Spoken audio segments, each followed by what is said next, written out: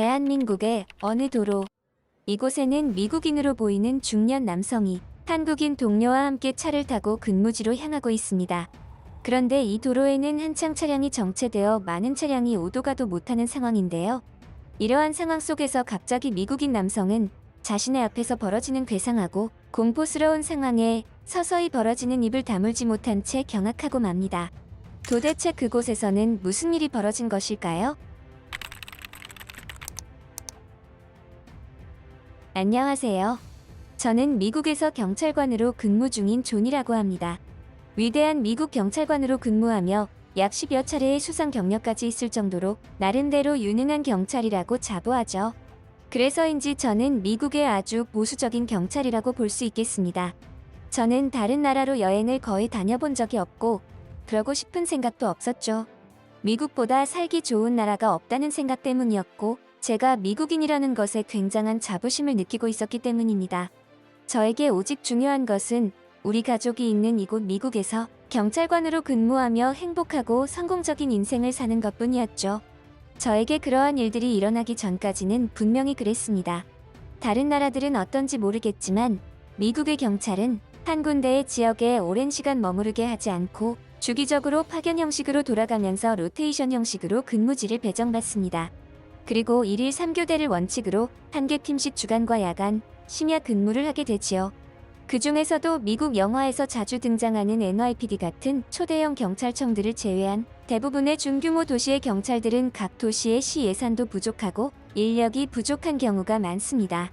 게다가 장비도 부족해서 중소도시의 경우에는 스와팀도 없는 곳이 허다하죠. 그렇기 때문에 미국의 상당수 도시에는 도시보다 상위 조직인 카운티 보안관이나 카운티 경찰의 도움과 지원을 받아서 활동하는 경우가 대부분입니다. 저는 미국만 바라보는 미국 바보이지만 한국 또한 사랑하는 사람입니다. 그 계기는 한인들이 가장 많이 거주하는 로스앤젤레스 지역에 근무를 하게 되면서부터였죠. 미국에 사는 한인들은 독립심이 아주 강했고 아시아인이었지만 매우 터프한 사람이 많았습니다. 뭐랄까? 친절하면서도 함부로 할 수 없는 강인함이 공존하는 느낌이라고 해야 할까요? 이것은 비단 한국인 남자에게만 나타나는 특성이 아니라 남성과 여성 모두에게 나타나는 이미지여서 더욱 놀랐던 기억이 있습니다. 오래전 로스앤젤레스에서 일어났던 폭동 사건만 보더라도 한국인들이 얼마나 강인한 사람들인지 잘 알 수 있죠. 제가 한국에 관한 이야기를 꺼내는 이유는 제가 인종차별주의자가 아니며 한국을 엄청나게 좋아한다는 것을 미리 알려주기 위해서입니다. 저는 얼마 전 회사에서 한국으로의 파견을 제안받았습니다. 하지만 저는 그 제안이 영 내키지 않았죠. 한국이라는 나라에 한 번도 가본 적이 없기도 했고 주한미군이 주둔하고 있는 분단 국가였기에 솔직히 힘든 생활을 해야 한다는 인식 때문에 더더욱 그곳으로 가기 싫었습니다. 하지만 저는 선택해야 했습니다. 미국에서도 낙후된 도시로 범죄율이 아주 높은 곳으로 갈 것인지 아니면 한국의 임시 파견을 짧게 다녀올 것인지를 말이죠. 사실 이것은 매우 쉬운 문제였습니다. 한국으로의 파견은 그야말로 임시 파견이라서 짧게는 몇 달에서 길어야 1년 정도만 다녀오면 되는 거라서 저에게는 훨씬 이득인 선택지였거든요. 결국 저는 몇 달 여행을 하는 셈치고 한국으로의 임시 파견을 선택했고 마침내 한국이라는 나라에 발을 내디뎠습니다. 솔직히 말하자면 저는 한국에 도착하기도 전에 미국으로 다시 돌아가는 날짜를 계산했고 언제까지 제가 한국에 머물러야 하는지를 머릿속으로 생각하며 미간을 찌푸렸죠. 미국에 가족을 두고 가는 것도 마음이 불편했지만 한국이라는 낯선 곳에서의 생활이 불안했기 때문입니다. 그런데 저는 한국에 도착하면서 얼마 지나지 않아서 놀라운 경험을 했습니다. 무슨 이유에서인지 한국에 파견을 가는 저를 시샘하는 듯한 제 딸에게 부탁을 한 가지 했던 적이 있었죠. 제가 사용하던 전자면도기와 여러 가지 필요한 물품들을 한국에 있는 저의 거주지로 택배를 붙여달라고 부탁했습니다. 그랬더니 미국에 있는 딸내미가 느닷없이 황당한 소리를 하는 게 아니겠습니까? 대체 아빠는 어딜 간 거야? 한국에 간 거 맞아? 혹시 북한으로 간 건 아니고 한국에 있으면서 나한테 그런 부탁은 왜 하는 거야? 혹시 나를 놀리려고 그러는 건 아니지? 이게 대체 무슨 소린가 했더니 한국에는 택배 시스템이 워낙 잘 되어 있고 온라인 주문 인프라가 거의 세계에서 1위로 손꼽힐 정도로 편리하게 되어 있는 나라라는 것이었습니다. 미국에서는 대부분 택배를 받기 위해서는 수령자를 확인하는 과정이 필수적으로 포함되어 있었는데 한국에서는 그러한 과정 없이 문 앞에 택배를 두고 가는 경우가 많았습니다. 실제로 과거 미국에서 택배를 하나 주문했다가 상자를 뜯어보기도 전에 도둑 맞은 경험이 몇 번 있다는 것을 생각해보면 한국에서의 이러한 현상은 저에게 다소 이질적인 느낌으로 다가왔죠. 이것이 가능한 이유는 함부로 타인의 물건에 손을 대지 않는 한국인만의 특별한 시민의식 덕분이었습니다. 군사력과 경제에 관해서는 미국이 세계 최고의 선진국일지는 모르겠으나 적어도 국민성 하나만큼은 한국이 세계 1등이 아닐까 싶은 생각마저 들게 만드는 기이한 택배 문화 현상이라고 생각했죠. 하지만 다소 편리한 택배 문화 하나만으로 이곳에서의 생활이 미국보다 편리하다거나 안전하다고 하는 것은 다소 위험한 생각일 수도 있다고 생각했습니다. 그도 그럴 것이 이곳은 지금까지도 주한미군이 주둔하여 경계 태세를 갖추고 있는 분단 국가였으니까요. 저는 미국의 경찰로서 자부심을 느끼고 있지만 군인들에 대한 존경심 또한 그에 못지않다고 자부합니다. 이는 미군을 떠나서 세계 어느 국가를 가더라도 나라를 지키기 위해 희생하는 용자들을 생각하면 자연스럽게 존경심이 생겨나죠. 하지만 한국에서 제가 처음에 목격한 군인들은 저의 이런 생각들에 다소 의문을 가지게 했습니다. 미국의 군인들은 근육이 우락부락하여 딱 봐도 힘들고 어려운 임무들을 완수해낼 것처럼 보였지만 제가 한국에서 목격한 군인들은 그저 연약한 학생들쯤으로 보였기 때문입니다. 하지만 그런 제 생각이 바뀌는 데는 그리 오랜 시간이 걸리지 않았죠. 한국에 와서 처음으로 목격한 군인에 대한 경험담입니다. 저는 한국의 동료들과 점심 식사를 마치고 근무지로 복귀 중이었죠. 그곳에는 군인을 단체로 태운 듯한 군용 차량이 한 대 있었고 그 앞에는 횡단보도가 있었습니다. 그리고 그 횡단보도에는 허리가 굽은 노인 한 명이 수레에 짐을 가득 실은 채 힘겹게 횡단보도를 지나가고 있었죠. 보기에도 위태위태한 그 노인은 횡단보도의 신호가 정지 신호로 바뀌기 3초 전까지도 횡단보도의 절반을 채 도달하지 못했습니다. 그런데 잠시 후 믿을 수 없는 일이 일어났어요. 제가 목격한 그 장면은 아직도 저의 뇌리에서 잊히지 않습니다. 너무나 아름다운 장관이었고 믿을 수 없을 정도로 감동적이었으니까요. 트럭같이 생긴 군용 차량의 뒤에서 군인들 대여섯 명이 내리더니 그 노인이 끌고 가던 수레를 밀어주었고 순식간에 횡단보도 불이 바뀌기 전에 다시 차량에 탑승하는 거 아니겠습니까? 그 동작들은 대여섯 명의 군인들이었지만 하나의 몸처럼 일사불란했습니다. 저런 군인들이 한국이라는 나라를 지키고 있다면 저는 한국의 미래가 밝을 수밖에 없다고 생각했죠. 심지어 저는 이렇게 감동적인 장면을 한국이 아닌 그 어떤 곳에서도 목격한 적이 없었습니다. 심지어 미국에서조차 말이에요. 제가 처음 한국에 오게 되면서 하루라도 빨리 미국으로 돌아가려고 날짜를 계산하던 때를 기억했습니다. 이번에는 조금 다른 의미의 계산이었죠. 저도 모르게 벌써 시간이 이렇게 지나갔구나 하는 생각을 해버리고 말았습니다. 저는 어느새 한국의 속도와 분위기에 취해버렸습니다. 한국의 일 처리 속도에 익숙해져 있었기에 이제는 미국의 느려터진 행정 속도에 적응하기가 힘들 것이라는 생각마저 들었죠. 게다가 자가용 차량이 없다면 밖으로 나갈 수조차 없는 미국의 생활은 어느새 잊혀진 생활이 되었습니다. 버스와 지하철을 이용하는 것이 너무나 편리하게 느껴져서 이제는 운전하는 것이 생소할 지경이 되어버렸죠. 저는 한국에서 야외 근무보다는 내근 위주로 했던 터라 더더욱 그랬습니다. 그리고 제가 한국에서의 파견 날짜가 얼마 남지 않았을 당시 그 충격적인 장면을 목격하지 않았더라면 저의 인생은 지금쯤 어떻게 되었을까 생각을 해보기도 합니다. 한국 동료 직원과 함께 차를 타고 근무지로 향할 때였습니다. 평상시에는 저 혼자서 버스나 지하철을 타고 근무지로 갔었지만 이번에는 다른 일정 때문에 동료와 차를 타고 같이 가고 있었죠. 그런데 대중교통을 이용할 때와는 다르게 처음으로 지독하게 도로가 정체되는 상황을 마주하게 되었습니다. 거의 차량이 이동하지 않는 정도로 말이에요. 그러자 저의 스트레스 지수도 서서히 올라가고 있었습니다. 기분을 환기하고자 동료와 이런저런 이야기를 나누고 있었는데 저는 굉장히 이질적이고도 괴상한 장면을 목격했습니다.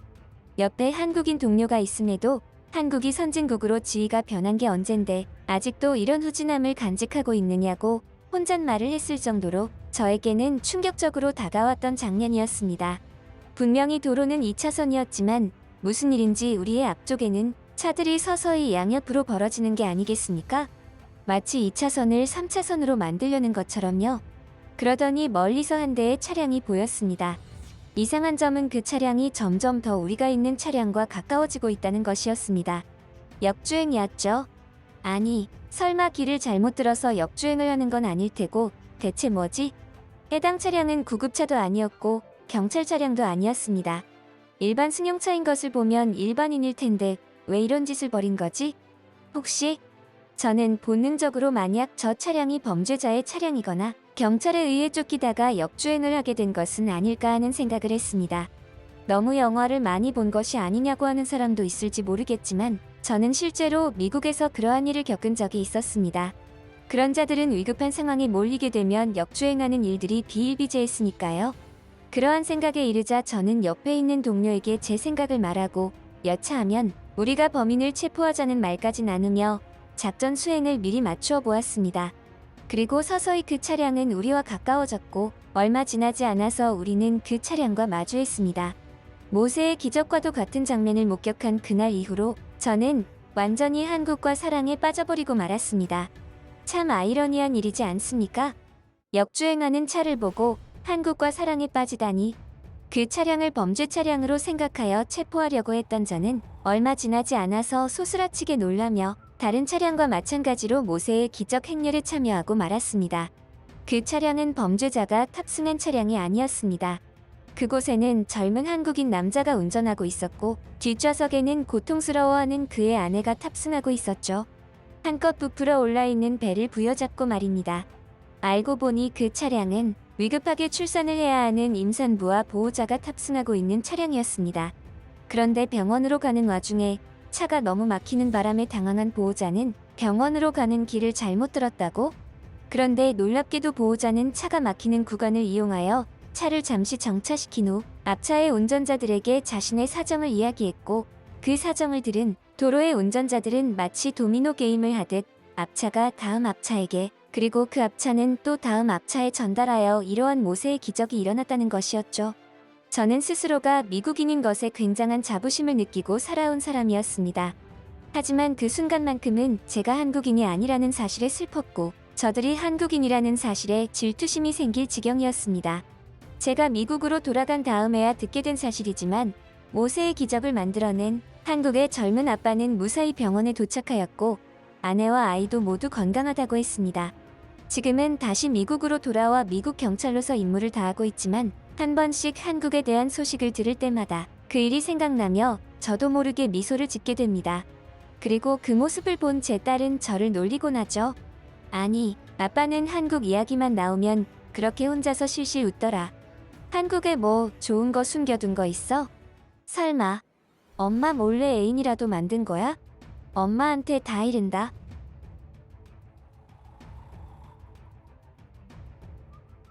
한국 서울의 지하철역. 이곳에는 한 네덜란드 여성이 식은땀을 흘리며 이곳저곳을 방황하고 있습니다. 길이라도 잃어버린 것인지 아니면 무언가를 찾는 것인지 모를 이 여성은 이내 크게 실망한 표정으로 모든 것을 포기한 듯한 표정을 짓습니다. 그런데 이 모습을 지켜보던 의문의 한국인 할아버지가 의미심장한 표정으로 그녀에게 다가가는데요. 잠시 후 지하철역을 방황하던 네덜란드 여성은 한국인 할아버지에게 어딘가로 끌려가게 되고 그곳에서 충격적인 경험을 하게 되었다고 합니다. 도대체 그녀는 한국에서 무슨 일을 겪은 것일까요? 안녕하세요. 저는 네덜란드에서 여배우의 매니저로 근무 중인 소피라고 합니다. 그 많고 많은 직업 중에서 제가 연예인의 매니저라는 힘든 직업을 선택하게 된 계기는 바로 저의 언니 때문입니다. 저의 언니는 어린 시절부터 아주 끼가 많은 사람이었고 저는 그런 언니를 따라다니며 옆에서 도와주는 역할을 많이 했었죠. 언니를 옆에서 도와주는 일이 좋았습니다. 언니는 어린 시절부터 아역 배우와 광고들을 섭렵하며 바쁜 스케줄을 이어갔는데 그때부터 어머니를 쫓아다니며 어떻게 언니를 챙기는지 보고 배웠고 나중에는 어머니가 미처 생각하지 못한 일들에 관해서도 제가 나서서 챙기는 수준까지 되었어요. 하지만 어린 시절부터 너무나 바쁜 스케줄을 소화한 탓인지 언니는 뇌수막염으로 세상을 일찍 떠나버리고 말았죠. 저는 그때부터 늘 언니를 생각하고 그리워하며 이 직업을 택했고 지금도 그 선택을 후회하지 않고 하루하루 제가 챙기는 배우를 위해서 노력하고 있습니다. 저는 이 일을 저의 천직으로 생각했고 능력을 인정받고 싶었습니다. 그러기 위해서는 가장 먼저 제가 챙기고 있는 배우에게 인정을 받는 것이 최우선이라 생각했죠. 사실 저는 아주 작은 엔터 회사에 입사했습니다.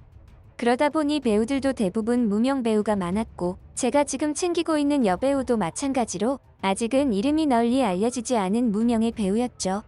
그래서 저는 더욱 열심히 뛰어다녔습니다. 저를 위해서였기도 했고 제 배우를 위해서였기도 했죠. 하지만 그런 의욕만 앞세운다고 해서 일이 술술 제대로 풀리는 것은 아니었습니다. 배우도 배우 나름대로 원하는 배역과 역할이 있었고 저는 그 배역을 따내기 위해서 갖은 수모를 겪기도 했고 노력했지만 안 되는 일들이 더욱 많았어요. 그런 식으로 배우가 원하는 배역을 따내지 못하는 저라는 매니저는 그저 능력 없는 매니저일 뿐이었고 배우와의 신뢰도 그다지 깊지 않았습니다. 그럼에도 저는 포기하지 않았고 그럴수록 더욱 발로 뛰어다니며 노력했습니다. 그런 저의 노력에 하늘이 감동이라도 했던 것일까요? 드디어 작은 기회가 제 손을 잡은 느낌이었습니다. 이것은 저뿐만 아니라 배우에게도 아주 큰 기회가 될지도 모를 그런 기회였죠. 그 기회는 바로 한국에서의 촬영 기회였습니다. 만약 이번 촬영 기회만 성공시키면 앞으로 전 세계적인 인지도가 상승할 것이고 배우와 저의 성공에 보다 한 발 앞서 나갈 것이라는 느낌이 아주 강했죠. 하지만 문제는 배우를 어떻게 설득할 것인가 하는 것이었습니다. 평소에 계속해서 배우가 원하는 배역을 따오지 못한 무능력한 매니저가 이번에야말로 천상의 기회라며 한국으로 가자고 했을 때 배우의 반응은 불보듯 뻔했기 때문이에요. 저는 배우를 설득하기 위해서 본격적으로 이번 한국 촬영건에 대해서 이야기를 꺼냈습니다. 하지만 역시나 배우는 다소 부정적인 반응을 보였죠. 네덜란드나 미국 쪽에서도 일거리가 있는데 굳이 한국에까지 가서 촬영해야 하느냐는 반응이었습니다. 그래서 저는 허심탄회하게 말했습니다. 물론 먼 타국에서의 촬영이고 너의 배역이 그리 크지 않은 작은 배역이지만 지금의 대스타 배우들도 처음에는 이렇게 작은 배역부터 시작해서 고생 끝에 지금의 성공을 만들었다는 것을 인지시켰죠. 결국 가까스로 설득은 시켰고 우리는 한국으로 떠날 제비를 했습니다. 한국까지 가는 배우의 컨디션은 그리 좋아 보이지는 않았습니다. 아마도 그동안의 저의 무능력함과 실수들 덕분에 이번에도 그냥 고생만 하고 이렇다 할 성과는 없을 것이라 생각하는 것이겠지요. 충분히 이해는 갔습니다. 배우가 하고 싶어하는 역할 배역을 따오는 일을 매번 실패하는 매니저였으니까 어쩌면 지금 배우의 머릿속에는 이번 일만 끝나면 저를 해고하고 다른 매니저를 찾을 계획을 하고 있을지도 몰랐습니다. 한국에 도착한 우리는 처음으로 둘 모두의 얼굴에 웃음기가 돌았습니다. 먼 여행길로 인해 컨디션이 좋지 않았고 피곤했지만 한국의 예상치 못한 모습에 절로 웃음꽃이 피어난 것이죠. 게다가 매우 놀랐던 점은 공항에 도착하여 호텔까지 가기 위한 교통편을 알아보았을 때였습니다. 보통 다른 국가들을 방문하다 보면 공항에 도착해서 교통편 시간대가 맞지 않아서 공항에서 노숙해야 했던 곳도 있었습니다. 하지만 한국은 곧바로 지하철역을 이용해 호텔로의 이동이 아주 간편했죠. 그래서인지 여행으로 인한 피로감이 거의 없다시피 느껴질 정도였습니다. 그런데 우리는 기분 좋게 한국에 도착한 지 이틀 만에 아주 독특한 경험을 하게 되었습니다. 사실 저는 이미 알아본 정보였는지라 확인을 해보고 싶은 마음이었고 아무것도 모르는 배우는 저의 믿을 수 없는 제안에 제정신이냐며 인상을 찌푸릴 수밖에 없었죠. 저의 제안은 바로 밤 10시가 넘어가는 시간대에 외출하여 한국의 음식을 먹어보자는 것이었습니다. 어차피 촬영까지는 며칠의 시간이 있었고 그 전에 한국의 여러 가지 문화에 대해서 접해보고 배우에게 한국의 모습들을 조금이라도 알려주고 싶은 마음에서였죠. 그러다 보면 배우도 한국에 대한 좋은 감정으로 더욱 성숙한 연기를 할 수 있을 것이라 생각했기 때문입니다.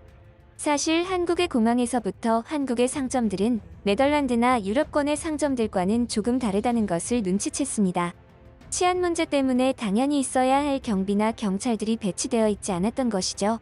그러한 것들을 보고 어쩌면 제가 알아보았던 것들이 모두 과장된 이야기만은 아닐 것이라 생각했습니다. 그래서 밤 10시가 넘은 시간에 여배우를 데리고 외출을 하게 되었습니다. 물론 이 시간에 경호원도 없이 여자 둘이 나간다는 것에 투덜거렸고 더구나 지금 나가봐야 먹을 식당이나 있겠냐는 투덜거림을 들어주면서 말이죠. 하지만 그녀의 투덜거림은 시간이 지날수록 경악으로 물들었습니다. 그 시간대의 한국 거리는 사람들로 북적이고 있었습니다. 게다가 더욱 놀라운 것은 거리에는 교복을 입은 여학생들도 보였다는 점이에요. 그들은 여태까지 공부했는지 학교 가방을 메고 있었고 편의점에서 식사하는 학생들도 있었습니다. 분단 국가라는 곳의 치안이 이 정도로 좋을 수가 있나 싶은 마음이 들었죠. 우리는 그날 한국의 소주라는 술과 설렁탕이라는 한국의 음식을 먹었고 아주 만족하며 호텔로 돌아와 그날의 일정을 마무리했습니다. 그리고 다음 날 저는 촬영을 위해 여러 가지 준비를 해야 했습니다. 무명 배우와 매니저답게 아직 모든 촬영에 필요한 장비나 준비물들은 개인이 알아서 해야 했기에 준비할 사항들이 너무나 많았습니다. 생소한 국가에 촬영을 온 것이기도 해서 자칫 잘못하면 촬영에 방해가 될지도 모른다는 생각에 그 압박감은 더욱 심했죠. 그리고 결국 그 사달이 나버리고 말았습니다. 아주 은밀하고 중요한 비밀 문서를 잃어버리고 말았습니다. 그곳에는 아주 작고 사소한 여배우의 사생활과 스케줄을 비롯한 개인정보까지 담겨있는 중요한 문서였어요. 그 문서가 나쁜 마음을 먹은 사람의 손에 들어가서 악용되면 엄청난 피해가 예상되는 상황이었죠. 저는 일단 촬영 스케줄이 있는 배우를 촬영장에 두고 혼자서 해당 문서를 찾아 나서기 시작했습니다. 물론 아직 이 사실은 배우가 모르는 상태였고요. 만약 알게 된다면 저는 곧바로 해고될지도 모르는 상황이었습니다. 그도 그럴 것이 그곳에는 밝혀지면 곤란한 여배우의 은밀한 사생활과 취미까지 모두 담겨있기 때문이었죠. 그 때문이었을까요? 저는 완전히 정신이 혼미해져서 제가 지금 어디를 가야 하는지, 지금 있는 곳이 어디인지조차 인지하지 못하는 상태가 되어버렸습니다. 한마디로 패닉 상태에 빠져버린 것이죠. 이대로 모든 것을 포기하고 다시 촬영장으로 가서 사실을 이실직고하고 초연한 마음으로 해고당하기를 기다리고 싶은 지경이었습니다. 하지만 저는 본능적으로 경찰서를 찾아야겠다고 생각하고 지하철로 향했습니다. 이 행동은 네덜란드에서의 생활 방식이 습관적으로 나온 것이었습니다. 도시를 이동하거나 어딘가로 이동하려면 기본적으로 무조건 지하철을 이용하여 중심 도시로 이동을 한 후에 다른 교통을 이용해 또다시 이동해야 하는 생활 패턴 말이에요. 하지만 그것은 그곳의 지리를 어느 정도 알고 있는 상황일 때나 가능한 일이었습니다. 한국은 생애 처음으로 오게 된 국가였고 아직 한국에 방문한 지 얼마 되지 않아서 제대로 길을 파악하지도 못했기에 어디로 가야 할지조차 감이 잡히지 않았죠. 그런데 그때였습니다. 제가 아주 독특하고 기이한 경험을 하게 된 것은요. 아마도 한국이 아닌 다른 국가였다면 겪어보지 못했을 그런 경험이랄까요? 식은땀을 흘리며 이곳저곳을 방황하던 저에게 누군가 다가왔습니다. 언뜻 보기에도 나이가 지긋하신 한국인 노인분이었습니다. 그런데 뜻밖에도 그 노인분은 다소 어색하긴 했지만 충분히 의사소통이 가능할 정도의 영어를 구사하시며 저에게 도움이 필요하냐고 물어왔죠. 영어가 모국어가 아닌 국가 중에서 영어를 가장 유창하게 하는 국가가 바로 네덜란드라는 사실은 그 순간 저에게 있어서 큰 행운이 아닐 수 없었습니다. 이것은 네덜란드 텔레비전 방송에서 외국 드라마나 영화를 더빙하지 않고 영어 자막만 입히는 독특한 문화 때문이었죠. 저는 다급하게 할아버지에게 사정을 이야기했습니다. 중요한 문서를 잃어버렸고 그것을 되찾기 위해서 경찰서를 찾고 있다고.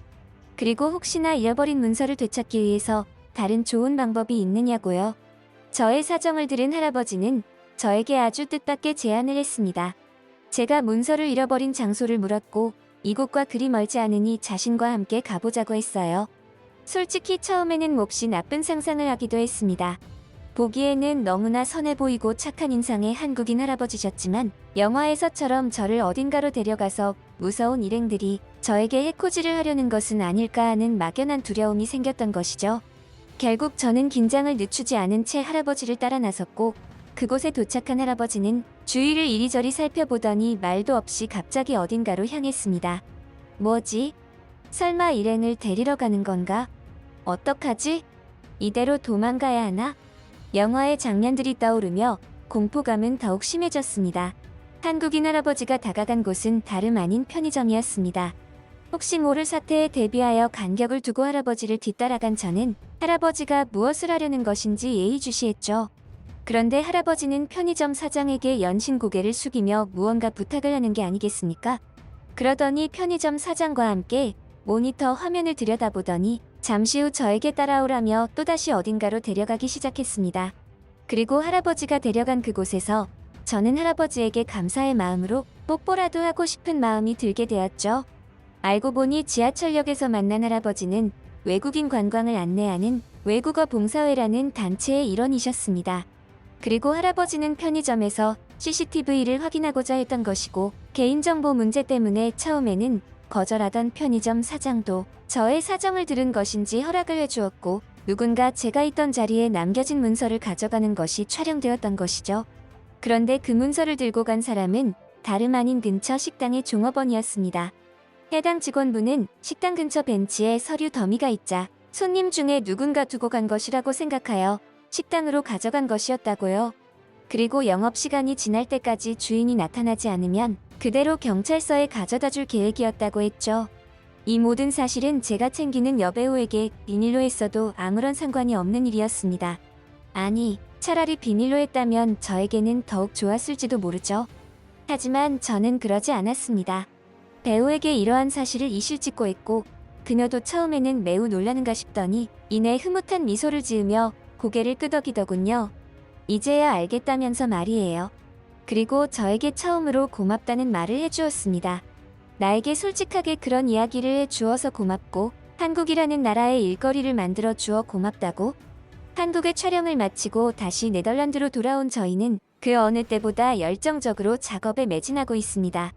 물론 지금까지도 큰 유명세를 얻은 것은 아니지만 지금처럼 하나씩 해내다 보면 언젠가는 그날이 오리라 믿어 의심치 않습니다.